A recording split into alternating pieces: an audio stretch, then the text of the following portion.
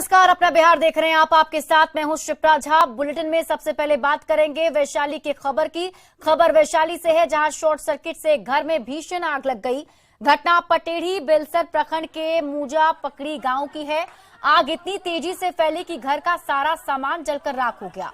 आग की चपेट में आने से घर के बाहर बना बथान भी जलकर राख हो गया। काफी मशक्कत के बाद ग्रामीणों ने किसी तरीके से आग पर काबू पाया है। अगलगी की इस घटना में एक बकरी भी जलकर मर गई है। ये तस्वीरें आपके टीवी स्क्रीन पर हम आपको दिखा रहे हैं उस वक्त की, जब देखिए किस तरीके से आग की लपटें ऊंची ऊंची उठती हुई दिखाई दे रही है। आग की चपेट में आने से एक बथान भी जलकर राख हो गया है। इसमें एक बकरी की जलने से मौत हो गई है।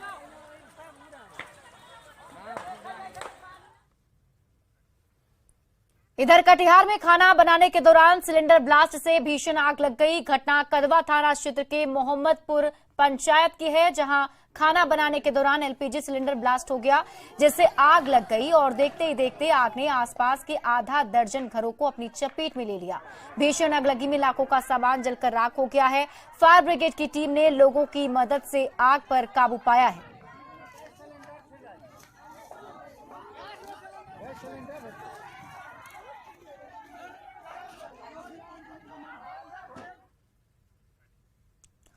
पटना बक्सर 4 लेन पर कोइलवर के कायम नगर के पास मौजूद जिंदाहा बाबा के मजार को कई महीनों की जद्दोजहद के बाद भोजपुर जिला प्रशासन की मौजूदगी में दूसरी जगह शिफ्ट कर दिया गया है। इस मजार को स्थानांतरित करने को लेकर लंबे समय से विवाद भी चला आ रहा था और स्थानीय लोगों का एक तबका लगातार इसे हटाने का विरोध कर रहा था। भारी संख्या में पुलिस बल की मौजूदगी के बीच मजार को शिफ्ट किया गया। दरअसल मजार की वजह से लगातार हादसे हो रहे थे। काफी दिनों से इसको हटाने की मांग की जा रही थी। स्थानीय लोगों के विरोध के कारण इसको शिफ्ट नहीं किया जा सका था, लेकिन अब जब मजार को प्रशासन ने दूसरी जगह शिफ्ट कर दिया है।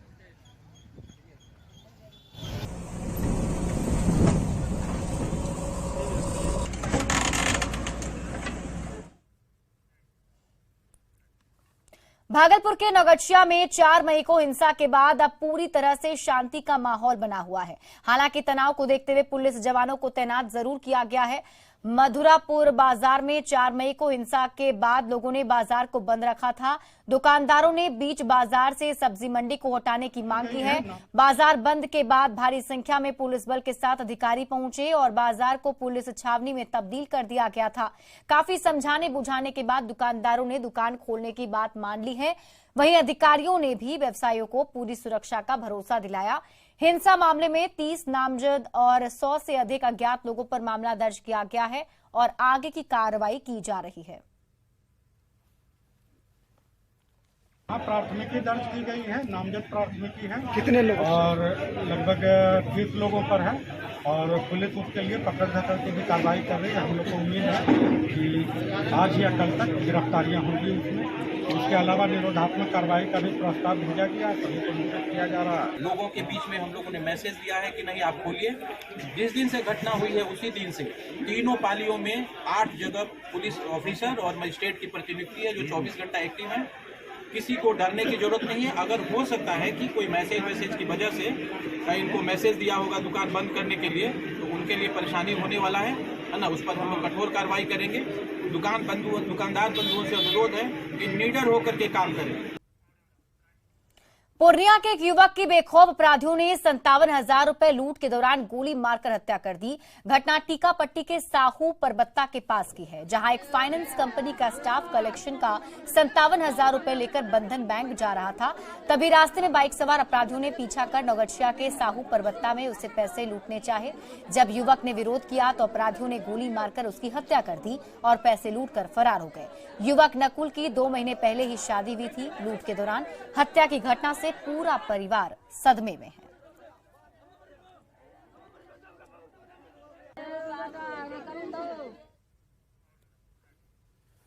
और सड़क हादसे की दिल दहला देने वाली घटना नालंदा से है, जहां साथ जीने साथ मरने की कस्में खाने के महज कुछ ही घंटे बाद काल ने ऐसा चक्र चलाया कि दूल्हा दुल्हन दोनों एक साथ मौत की आगोश में समा गए। हादसा गिरियक थाना क्षेत्र के पुरैनी गांव के पास हुआ। शुक्रवार की रात सतौआ गांव में नवादा के रोह से बारात आई थी। धूमधाम और हर्षोल्लास के साथ शादी हुई। शनिवार की सुबह बड़े अरमानों के साथ दूल्हा अपनी दुल्हन को लेकर ससुराल से विदा हुआ, लेकिन दुल्हन अपनी ससुराल की दहलीज पर पहुंचती इसके पहले ही रास्ते में बालू लदे ट्रैक्टर की दूल्हा दुल्हन की कार से जोरदार टक्कर हो गई।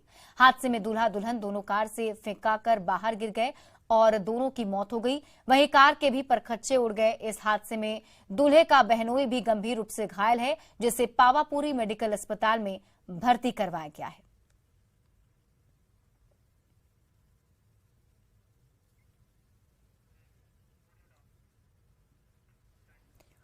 और इसी बीच रुक करेंगे बड़ी खबर की। मधेपुरा से बड़ी खबर है, जहां 10 साल की बच्ची से दुष्कर्म हुआ है। बकरी चराने गई थी बच्ची और तभी दुष्कर्म की वारदात को अंजाम दिया गया है। गांव के ही युवक पर दुष्कर्म करने का आरोप लगा है। आपको बता दें कि परिजनों ने इस पूरे मामले को लेकर केस दर्ज करवा दिया है।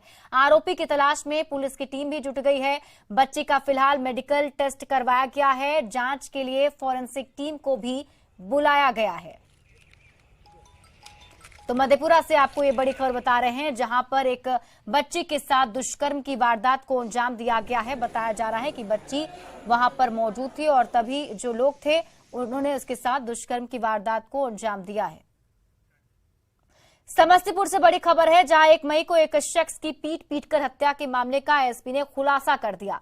हत्या के आरोपी को अरेस्ट कर लिया गया है। पुलिस की माने तो 1 मई को मोहिउद्दीन नगर में गुटखा और साइकिल नहीं देने को लेकर हुए विवाद में भूषण पासवान की लाठी डंडे से पीट-पीटकर हत्या कर दी गई थी। वारदात के बाद से आरोपी फरार था। एसपी ने एसआईटी का गठन कर तफ्तीश तेज कर दी। आखिरकार आरोपी कृष्णदेव पासवान को मुद्दाबाद रेलवे स्टेशन से गिरफ्तार कर लिया गया है। बाकी आरोपियों की गिरफ्तारी के लिए पुलिस अभी छापेमारी कर रही है।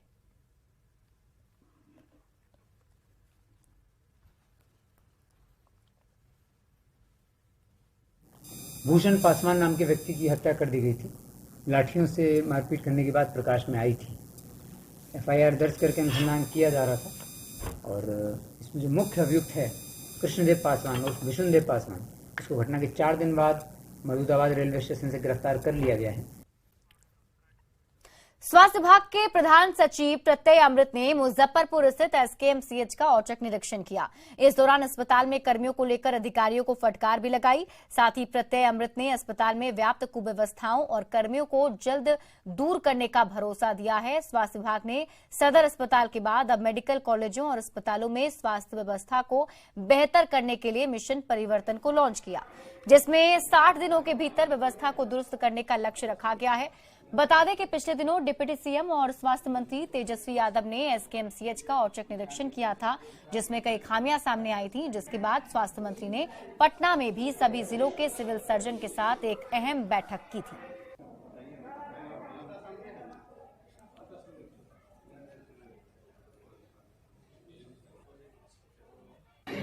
दवा की व्यवस्था को मैंने देखी, वो बाउंड्री वॉल टूटा हुआ भी मैंने देखा है, तो वो सब पर अभी काम होगा और हम लोग चाहेंगे कि अगले 60 दिन में यहाँ पर नेफ्रोलॉजी के कोई भी चिकित्सक नहीं है, उनकी पोस्टिंग हम लोग करेंगे। और भी हम लोगों ने देखा है, रेडियोलॉजी में मैं गया था, वहाँ की अपनी चुनौती है। साइकेट्री जो हम ऊपर गए थे देखने के लिए, वहाँ पर एचआर के लिए क्या करना है, तो इसलिए मैं पूरा खुद आकर देखा हूं। आरजेडी के नेता बागेश्वर बाबा पर लगातार बयानबाजी कर रहे हैं। आरजेडी नेताओं के ताबड़तोड़ हमले के बाद बीजेपी के नेता बागेश्वर बाबा के समर्थन में खड़े हो गए। का लाल पैदा नहीं लिया जो यहाँ कार्यक्रम आज अखबार में आया है, जिसकी हिम्मत है रोक के दिखला दे, मैं चुनौती स्वीकार करता हूँ। बागेश्वर बाबा पर शुरू हुई बयानबाजी एक दूसरे को चैलेंज देने तक पहुंच चुकी है। बीजेपी के फायर ब्रांड नेता गिरिराज सिंह ने बाबा बागेश्वर पर निशाना साधने वालों को कार्यक्रम रोकने की चुनौती दी, तो आरजेडी कोटे के मंत्री सुरेंद्र यादव ने चुनौती स्वीकार भी कर ली। एक तरफ जहां बागेश्वर बाबा पर आरजेडी नेताओं के हमले थम नहीं रहे, तो दूसरी तरफ बीजेपी के नेता खुलकर बागेश्वर महाराज के पक्ष में खड़े हो गए हैं। मंत्रियों का बयान आया और कई बड़े बड़े नेताओं का, वो सचेत रहे। अगर हिंदू धर्म को उकसाइएगा तो उसका परेशानी आपको झेलना पड़ेगा। औरंगाबाद के सांसद ने कहा है कि विरोधियों का बजरंग बली वही हाल करेंगे जो उन्होंने रावण की सेना का किया था। बजरंग बली को जो छेड़ेगा उसका नाश तो निश्चित है। जबकि पाटलिपुत्र से बीजेपी सांसद रामकृपाल यादव ने कहा कि राम के भक्तों से जो टकराएगा उसका लंका दहन हो जाएगा। राम के भक्तों से जो टकराएगा उसका मंसूबा चकनाचूर हो जाएगा। बीजेपी विधायक हरिभूषण ठाकुर बचौल ने महागठबंधन के नेताओं पर मुस्लिम तुष्टीकरण का आरोप लगाते हुए मंत्री सुरेंद्र यादव से पूछा कि क्या वो किसी और धर्म के गुरु के बारे में ऐसा बोल सकते हैं। मैं उनसे पूछना चाहता हूं कि दूसरे धर्म पर भी बोल करके जरा देखें। बागेश्वर बाबा अभी बिहार नहीं आए हैं, तब तो ये हाल है। बाबा के दौरे के दौरान ये सियासी लड़ाई कहां तक पहुंचेगी, देखने वाली बात होगी। न्यूज़ 18 के लिए दानापुर से अमरजीत शर्मा के साथ पटना से धर्मेंद्र और औरंगाबाद से संजय सिन्हा की रिपोर्ट। नौबतपुर के तरेत में बागेश्वर बाबा का हनुमंत कथा को लेकर तैयारियां जोरों पर है। मठ की जमीन को आयोजन स्थल बनाया जा रहा है और मठ के महंत खुद पूरी व्यवस्था की मॉनिटरिंग में जुटे हुए हैं। महंत बाबा के आगमन को लेकर जहां उत्साहित हैं, तरेत मठ के महंत से बात की न्यूज़ 18 संवाददाता रजनीश कुमार ने।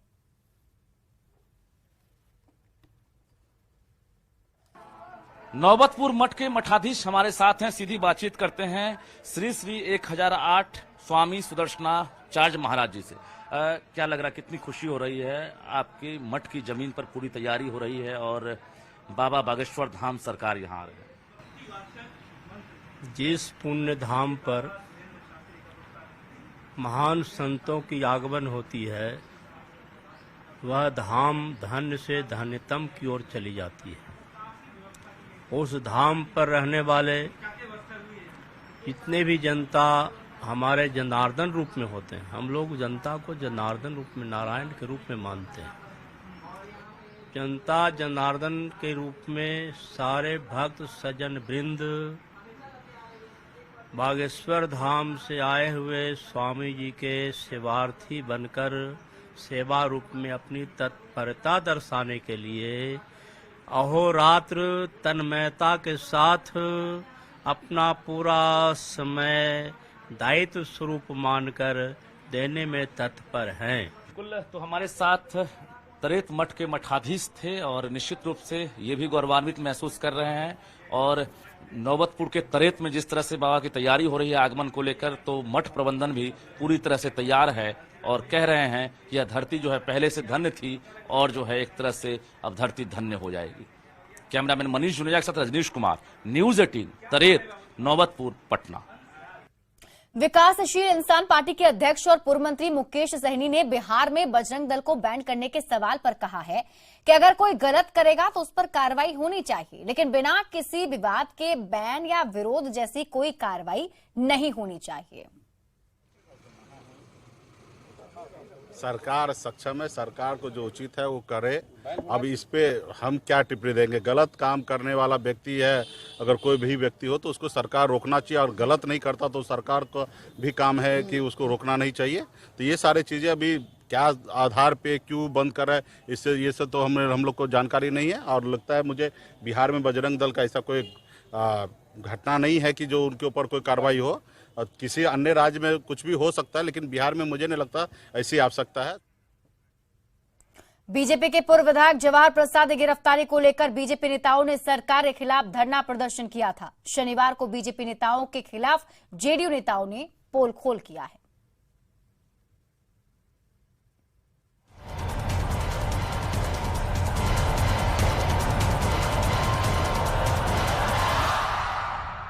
हम दंगाई थोड़े, हम आईचारा चंडी का वक्त है।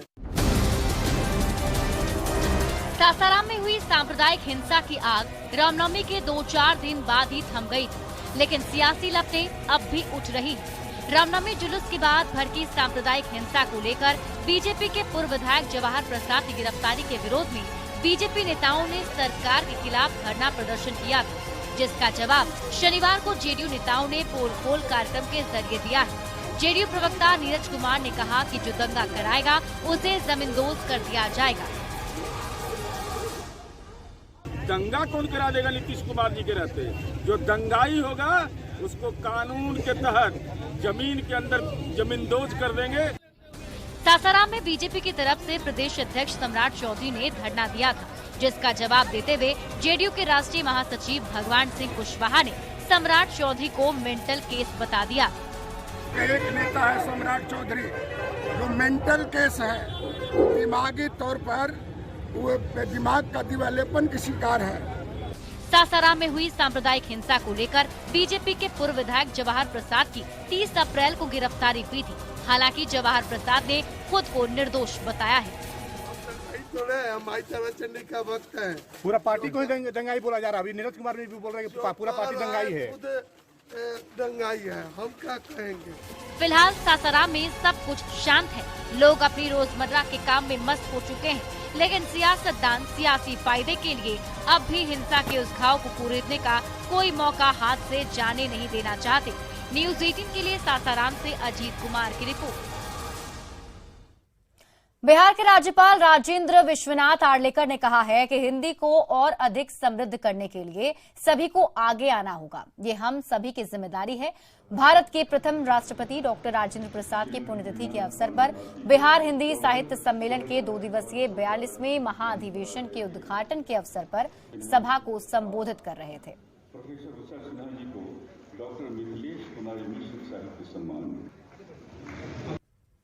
साहित्य की परिभाषा समझकर साहित्य समाज को प्रेरणा देने वाला होना चाहिए, समाज का प्रबोधन करने वाला है, दिशा देने वाला होना चाहिए। कटिहार के हल्फागंज के दुर्गा मंदिर में एकमात्र कुआं है जिसका अस्तित्व खत्म होने के कगार पर था, लेकिन ग्रामीणों ने अपने निजी प्रयास से कुएं को दोबारा अस्तित्व में ला दिया है। तब हम लोग ग्रामीण सभी मिलकर के जो कुएं को अपना चंदा लगा करके कुएं की साफ सफाई किए। तो अभी मतलब जो है सिर्फ विधि विधान मंदिर के कार्य हेतु पानी वगैरह से होते हैं, लेकिन यह पानी जो है पीने के लायक, नहाने के लायक नहीं है। और बहुत उपयोगी है, धार्मिक कुआं है और इस पर विश्वास है, आस्था है लोगों का। तो लोगों की आस्था कम न हो, इसका विश्वास न टूटे, बस उसके विश्वास को